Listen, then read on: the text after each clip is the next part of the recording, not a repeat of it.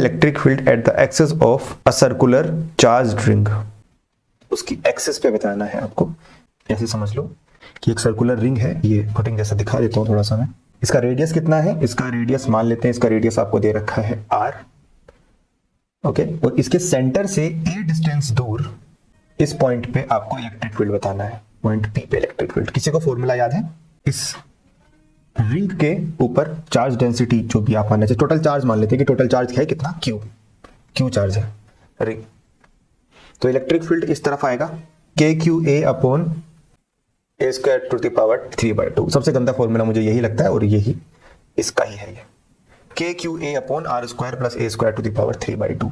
अब यहाँ पे आप a का वैल्यू पुट करते रहते हैं और इलेक्ट्रिक फील्ड निकालते रहते हैं। जैसे कि अगर मैं पूछूं अगर a का वैल्यू 0 है तो इलेक्ट्रिक फील्ड कितना होगा?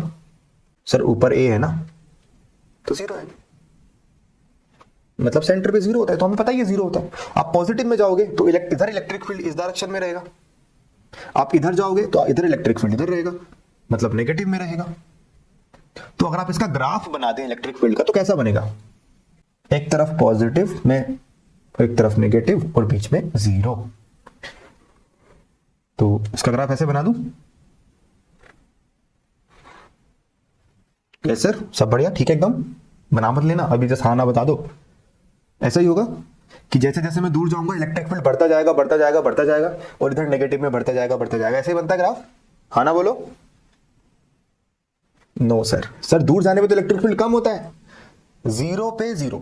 दूर जाने, बहुत दूर चले जाएंगे तो भी 0 हो जाएगा भाई, और नेगेटिव में बहुत दूर चले जाएंगे तो भी 0 हो जाएगा। तो यहाँ पे 0 यहाँ पे 0, मतलब बीच में कहीं मैक्सिमम हुआ होगा उसके बाद घटा होगा। तो ग्राफ जो बनता है ना वो कुछ ऐसे बनता है, और इधर नेगेटिव में बनता है ऐसा ही ग्राफ, ऐसा बनता है ग्राफ। समझ पा रहे हो? किसी पॉइंट पे मैक्सिमम हो जाता है पॉजिटिव में और इधर किसी पॉइंट पे मैक्सिमम हो जाता है नेगेटिव में। आप मुझे बता सकते हो ए की किस वैल्यू पे मैक्सिमम होता है?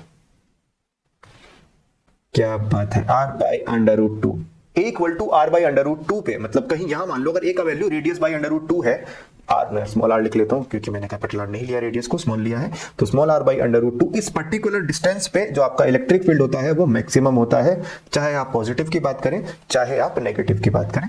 तो अगर आप चाहते हैं कि सर मैं तो निकालना चाहता हूं, मेरा तो मन है मैं r by under root 2 prove करूं, तो क्या कर सकते हैं आप इस इलेक्ट्रिक फील्ड के फॉर्मूले को डिफरेंशिएट करो a के रेस्पेक्ट में और इसको 0 के बराबर पुट कर दो, वहां से a का वैल्यू r बाई रूट 2 आ जाएगा मैक्सिमम मिनिमा के तरीके से। बट क्यों इतना झमेला पालना है जब अल्टीमेटली तुम्हें देखना ही पड़ेगा खुद को इसको।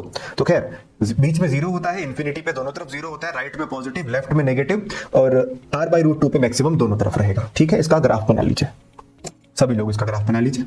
देखो मैंने आपको कई सारे फॉर्मूले लिखा दिए, देखो मेरा मन तो नहीं करता कि मैं तुम्हें डायरेक्ट फॉर्मूले लिखाऊं, बट क्या करूं, मेरी भी कुछ लिमिटेशंस हैं, टाइम की बाउंडेशन कह लो या बिना फालतू का ज्ञान ना देने की आदत कह लो।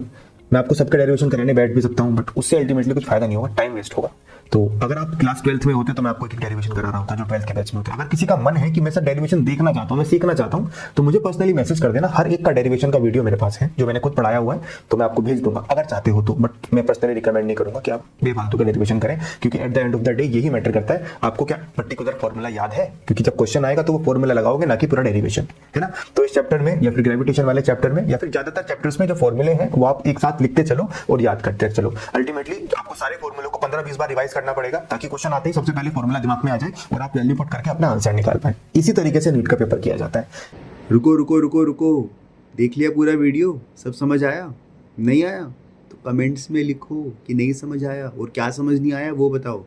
और अगर समझ में आ गया है तो भी कमेंट्स में लिखो। क्या लिखना है? थैंक यू सर, समझ आ गया, ताकि मैं अगली वीडियो जल्दी से जल्दी डालूँ। ओके, चलो फिर मिलते हैं, बाय बाय, टेक केयर।